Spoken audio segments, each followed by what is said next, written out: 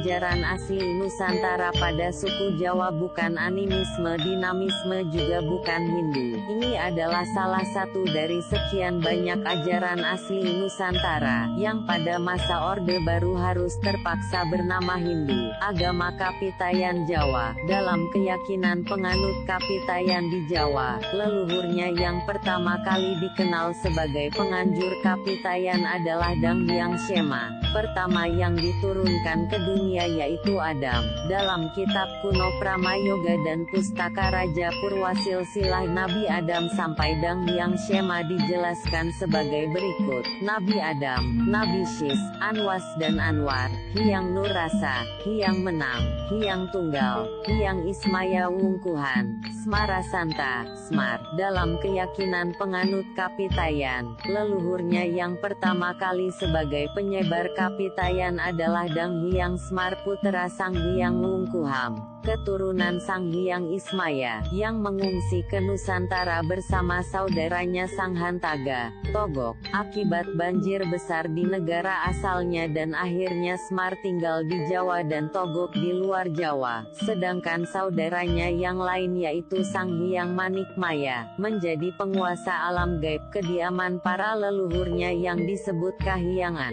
Secara sederhana, Kapitayan dapat digambarkan sebagai suatu ajaran yang memuja sembahan utama yang disebut Sang Hyang Taya, yang bermakna hampa, kosong, suung, awang uung. Taya bermakna yang absolut, yang tidak bisa dipikirkan dan dibayang-bayangkan, tidak bisa didekati dengan panca indera. Orang Jawa kuno mendefinisikan Sang Hyang Taya dalam satu kalimat, tan kena kinaya ngapa, yang artinya tidak bisa diapa-apakan keberadaannya. Kata Taya bermakna tidak ada tapi ada tapi tidak ada. Untuk itu agar bisa dikenal dan disembah manusia, Sang Hyang Taya digambarkan mempribadi dalam nama dan sifat yang disebut Tu atau To, yang bermakna seutas benang, daya gaib yang bersifat adikodrati. Tu atau To adalah tunggal dalam zat, satu pribadi. Tu lazim disebut Sang Hyang Tunggal. Dia memiliki dua sifat,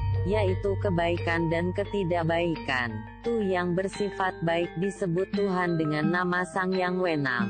Tu yang bersifat tidak baik disebut hantu dengan nama Sang Manikmaya. Baik Sang Hyang Menang dan Sang Manikmaya adalah sifat saja dari Sang Hyang Tunggal yang gaib. Oleh karena Sang Hyang Tunggal dengan dua sifat utamanya itu bersifat gaib, untuk memujanya dibutuhkan sarana yang bisa didekati oleh panca indera dan alam pikiran manusia. Demikianlah, dalam ajaran Kapitayan dikenal keyakinan yang menyatakan bahwa kekuatan Sang Taya yang mempribadi dalam Tu atau To itu ada di balik segala sesuatu yang memiliki nama Tu atau To, seperti watu, batu, tulang, tundak, bangunan berundak, tutut, hati, limpa, tosan, pusaka, tuban, mata air, topeng, turumbuk, pohon beringin, tugu. Dalam melakukan puja bakti sesembahan kepada Sang Hyang Taya, maka disediakan sesaji tu empeng dalam tu empi,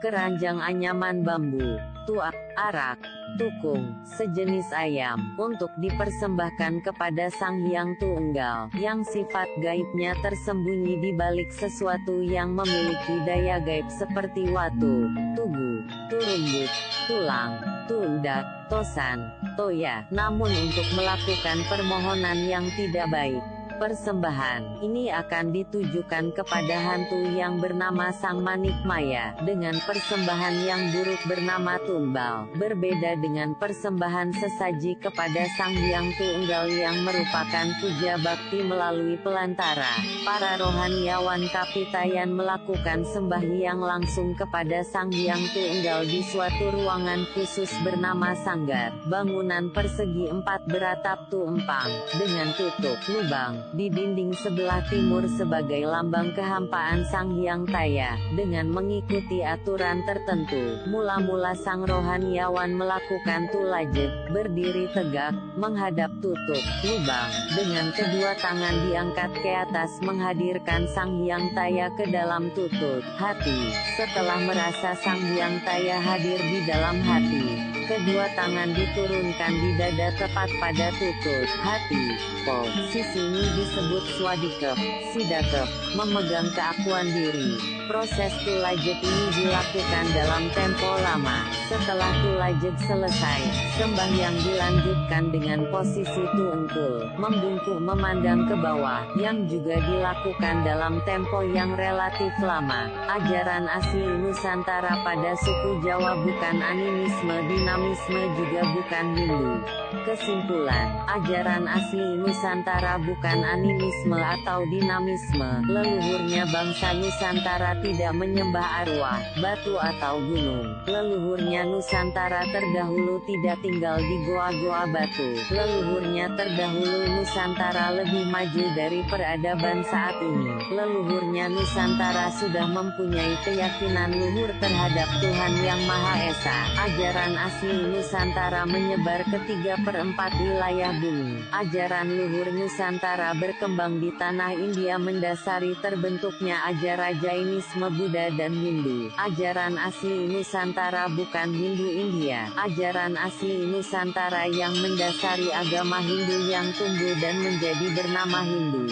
Kesimpulan, ajaran asli Nusantara bukan animisme atau dinamisme. Leluhurnya bangsa Nusantara tidak menyembah arwah, batu atau gunung. Leluhurnya Nusantara terdahulu tidak tinggal di goa-goa batu. Leluhurnya terdahulu Nusantara lebih maju dari peradaban saat ini. Leluhurnya Nusantara sudah mempunyai keyakinan luhur terhadap Tuhan Yang Maha Esa. Ajaran asli Nusantara menyebar ke 3/4 wilayah bumi. Ajaran luhur Nusantara berkembang di tanah India mendasari terbentuknya ajaran Jainisme, Buddha dan Hindu. Ajaran asli Nusantara bukan Hindu India. Ajaran asli Nusantara yang mendasari agama Hindu yang tumbuh dan menjadi bernama Hindu. Kesimpulan, ajaran asli Nusantara bukan animisme atau dinamisme.